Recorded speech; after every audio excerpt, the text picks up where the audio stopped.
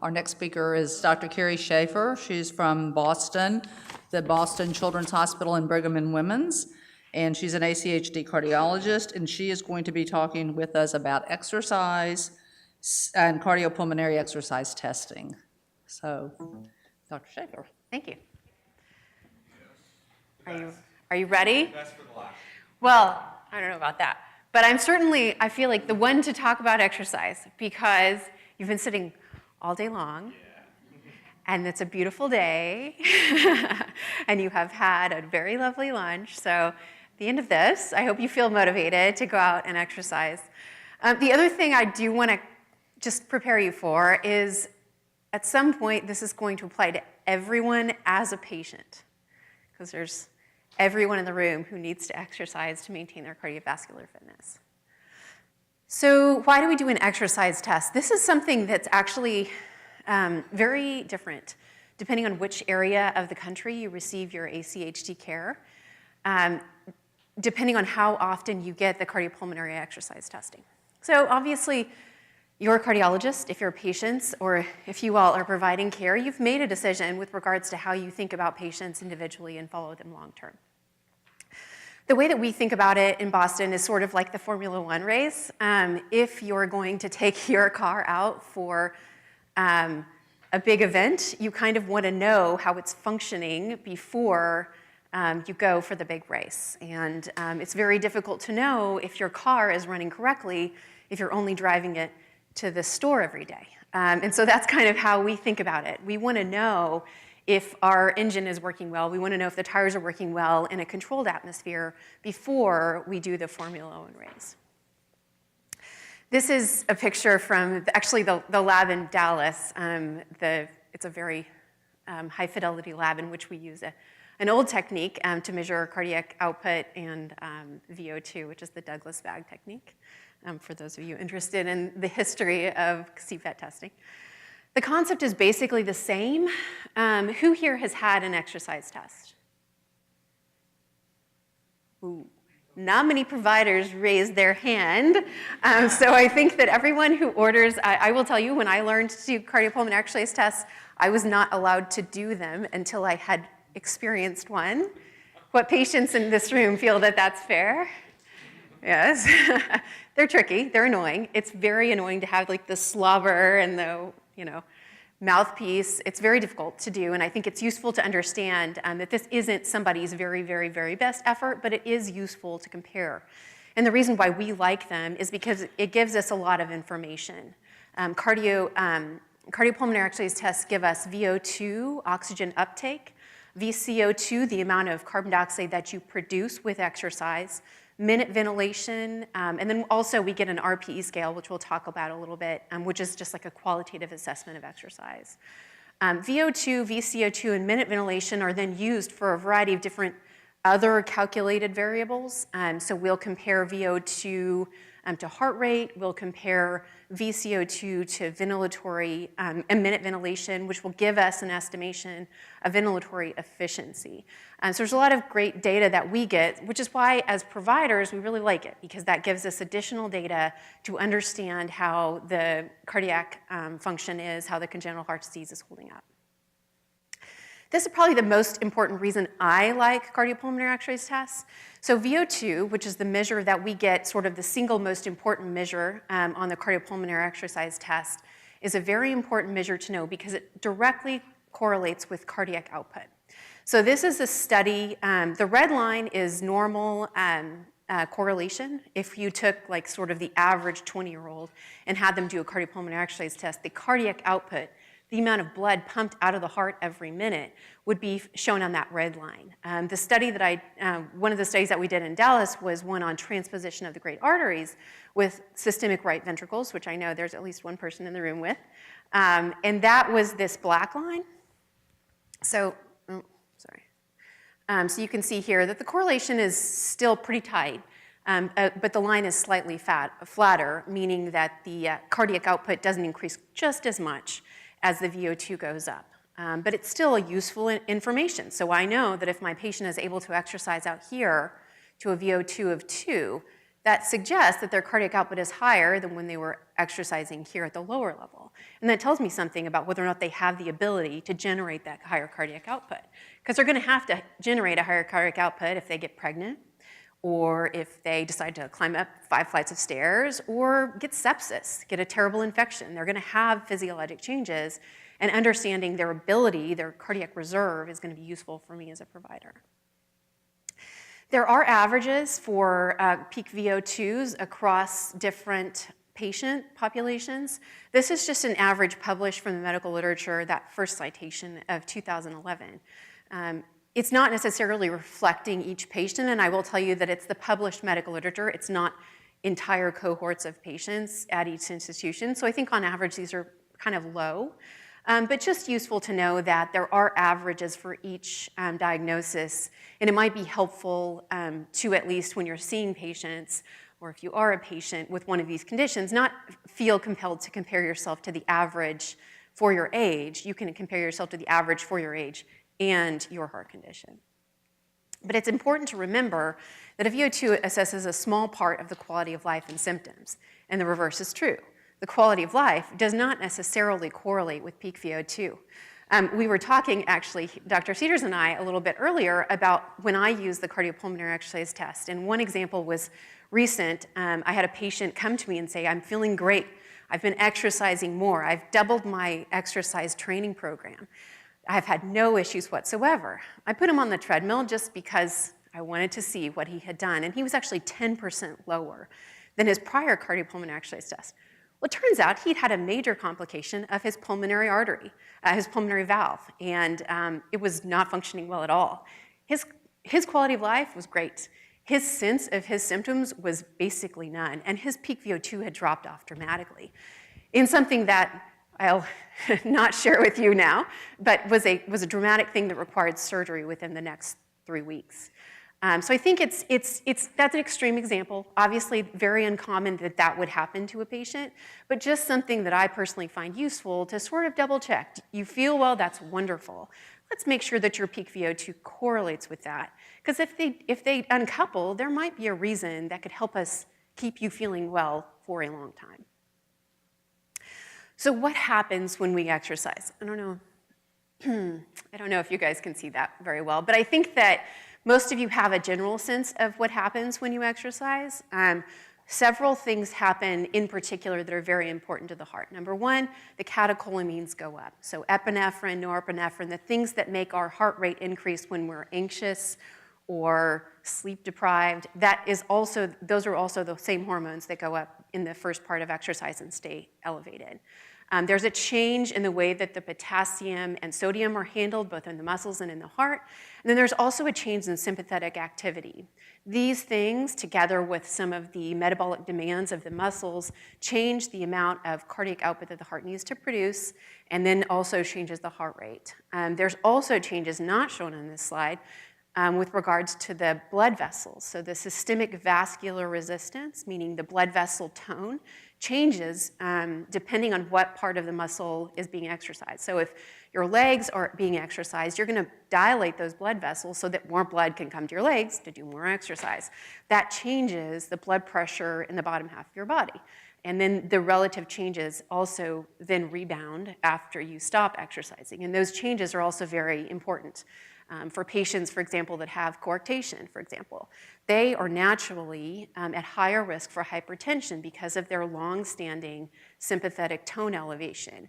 And their response to exercise is quite different than a non-coarctation patient, meaning that they're more likely to have high blood pressure and not have that drop in SVR that another patient might have. So this is just an example of how we sort of capitalize on the cardiovascular effects of exercise to understand about the cardiovascular reserve of the patient.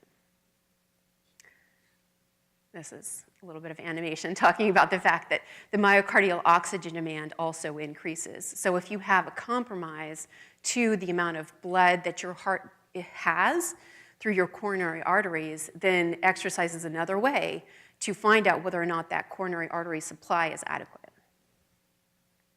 Okay, so this is when everybody in the room becomes a patient. Why should we exercise? And this is not data on congenital heart disease patients. This is data on patients who came to the lab and had an evaluation. So this graph here is shown on the x-axis is the volume of the heart, and on the y-axis is the amount of stroke volume and pressure that the heart was able to generate. And what you can see here is that there are 4 different lines. So the blue line is the line sort of closest to me, and that is sort of the least favorable line. That shows an increase in pressure relative to the volume. And this is an example of several different graphs that were studied. And it all shows sort of the same thing, which is these patients in blue have the poorest diastolic function. It's not a good thing. Diastolic function is what happens when your heart relaxes. And what we want is we want the pressures to be as low as possible when your heart relaxes so that you don't have buildup in your left atrium and develop things like atrial fibrillation. As you can see on the far left, there's that red line, and that red line correlates with committed exercisers. And you can also see, I'm trying to make sure the colors come out, the competitive exercisers, and you see that those 2 lines here on the farthest left are sort of the best diastolic function. These are in 70-year-old patients, and it's a pretty dramatic difference. If you were to draw the line of the 30-year-old patient who's sort of averagely fit, it would superimpose on that farthest line. So what's amazing about this study that was published just a few years ago it's actually a year ago, by Dr. Levine out of Dallas, showed that if you're a committed exerciser for the majority of your life, you can maintain the diastolic function that you had when you were 30, which is pretty fantastic, because there's kind of nothing we can do to maintain the way we look or feel when we're 30, but it turns out that routine exercise can at least maintain the diastolic function, which, for the cardiologists in the room know that that's a huge thing. We have tons of admissions for diastolic heart failure, and the concept that that might be prevented by routine exercise, pretty amazing. Which is why we're all going to go out here today and exercise at the end of the day. I think what's also useful to know is that the casual exercisers, that yellow line, is actually in between. So even doing a little bit of exercise is going to have long-term benefit for you, regardless of when you start and regardless of your age. This group did do a study taking 60-year-olds who'd never exercised and then made them exercise, and they inched over a little. They didn't quite make the benefit at the age of 60 that we would have liked, but I think that if you start that process earlier, the theory is that you're going to have benefit long term. This relates to all patients, and so that's why I show it here today, is that the heart is the heart and the diastolic function should be preserved. So how much exercise is needed to achieve benefits? Now this is in ACHD patients. There are several different studies, but on the whole, they show the same thing, which is the improved quality of life, the improved exercise capacity, the decrease in depression and anxiety. That's all seen with about 30 to 40 minutes, 3 to 4 times a week of aerobic exercise. Interval training is something that's very commonly discussed in the literature, sort of the public literature about exercise. High-intensity interval training is where you get your heart rate up really high and then drop it, and then really high and then drop it, sort of like running lines or playing basketball. That is a beneficial exercise. I will tell you that it's only been studied in tetralogy of flow and transposition patients on the whole for the congenital heart disease population, so we know it's beneficial in those groups. But for the patients that have single ventricle physiology or unrepaired cyanotic heart disease, we're not quite as sure if that's beneficial. It might be. We just haven't had the studies. What's the risk? I think that's the thing that we as cardiologists and you as patients fear the most. What's going to happen if I exercise too much? I'll tell you at the outset, the first thing on the left, there are no ACHD studies of training. By and large, they only exist for about 3 months, but no training studies have shown cardiac arrhythmias or death as a result of exercise. There have been some studies that didn't show significant improvement in cardiac function, but there haven't been studies that showed a significant decline. Having said that, we do know that if you look at the data on sports-related issues, patients who have congenital heart disease, sports-related cardiac events, congenital heart disease patients do have a higher risk. And for whatever reason, the transposition, congenitally corrected transposition patients tend to be those patients. Although, it's hard to know because congenitally corrected transposition patients are a very uncommon group of people. And so hopefully that is sort of a specific thing, not necessarily applicable for all CCTGA patients. I don't know why this arrhythmia got split in two, but these are the two things we worry about. Will the patients have arrhythmias? Will they have ischemia? And so that's why cardiopulmonary exercise tests, at least to assess that, is a good way to sort of start. Okay, so now I'm going to transition to sports. And the reason I'm going to transition to sports is because we do have guidelines on that. What kind of sports do we talk about? So the ACC/AHA guidelines on sports participation use this sort of very historic way of categorizing sports into two things. The static component, which is really more like the weightlifting idea, and then the dynamic component, which is more like the running as far as you can. And when you combine those two things in something like rowing, for example, right, you're sort of lifting your body weight plus you're doing it as fast as you can. That's when you get up to the top left-hand corner. So this is from the guidelines showing you the different classifications, the dynamic component on the X and the static component on the Y-axis. And the guidelines, by and large, reflect what patients should do if we take into consideration their physiology and then the component of the exercise and how much of the increased high blood pressure and how much of the cardiovascular demand is going to change. CHD patients do participate in sports, and this is a study showing that it turns out that people do what they want to do regardless of their recommendations. So quite a few patients were doing things that wouldn't necessarily be endorsed by the guidelines. I don't think that's bad. I mean, I think the patients get to decide. Providers get to decide what's right for them, thinking about the physiology. And I know we all know of a very famous Olympic athlete who has a significant amount of cardiovascular disease. And as a member of the guidelines committee, we were very sensitive to that. We're not going to say you can't do X, Y, or Z because we don't know everybody. And what we do know is that there's a general guideline to use, and that's really how the guidelines should be applied. Not to say thou shalt not exercise, but just to sort of keep in mind who the patients are. And the important thing also to know is that patients who participate in sports have a higher quality of life. And I think that's sort of intuitive, but important to realize that if you can get your patients into sports, if you all can participate in sports, theoretically your enjoyment will increase. So how do you assess risk if you're a clinician or a patient? Thinking about how do we decide who can exercise? I like this article. It was published in 2013, taking into consideration things that might relate to the arrhythmia and ischemia risks of patients when they exercise. But these are just proposed criteria. I don't think we have time for my patient. Unless all of that flexibility at the end is for me. I'll quickly say, a 31-year-old woman who has a coarctation, she wants to exercise. On the whole, she's doing quite well on our little checklist. Her ventricular function is fine. You can see here, normal LV function. Her pulmonary artery pressure is normal. I didn't include it, but she does a normal PA pressure. She doesn't have a dilated aorta. She doesn't have a history of arrhythmias, and she doesn't desaturate with exercise. She does have a normal blood pressure response, which is kind of unusual in coarctation patients. And so for that reason, I didn't have any reservations with regards to sort of releasing her to whatever activity she wanted to do. The guidelines would have suggested that I don't encourage her to do the really, really high stuff, so the Ironman competitive rowing component. But keep in mind, this is for sports participation at a varsity level, the guidelines. This is not for my, financier that wants to do a little bit of recreational activity.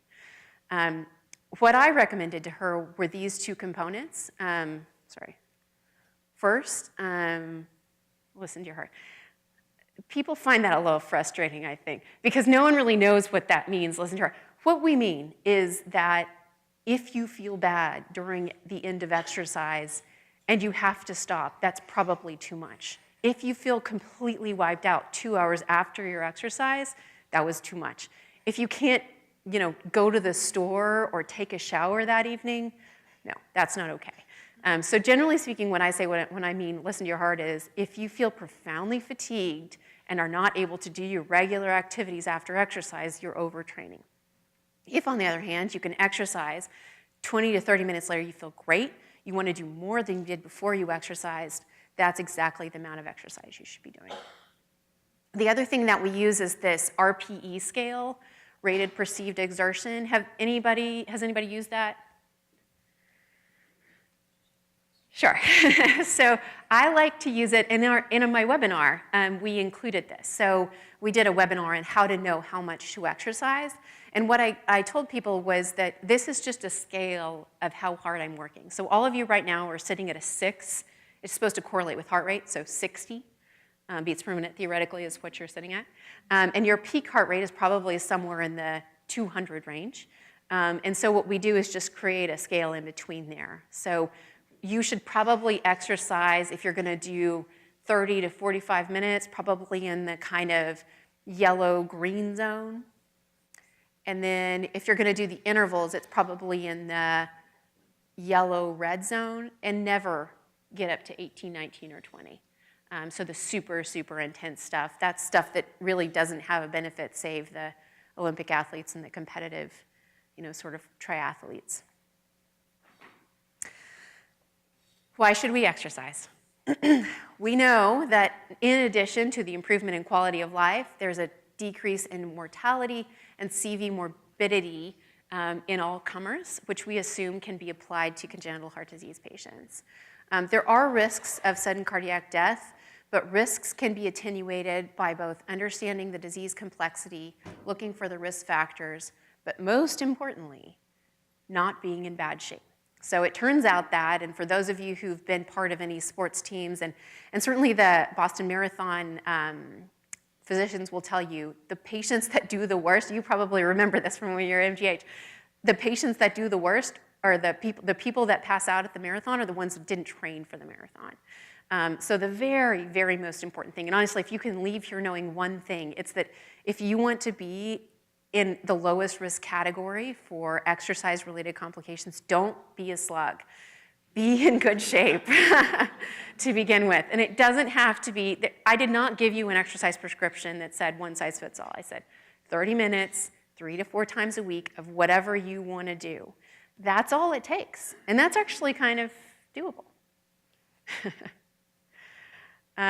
This is the practical approach that I just wanted to give you. And I think the final thing I wanted to tell you is to exercise with your providers. So this is a patient of ours who, when she was post-op day 3, said to me, "Would you be on my Spartan team?"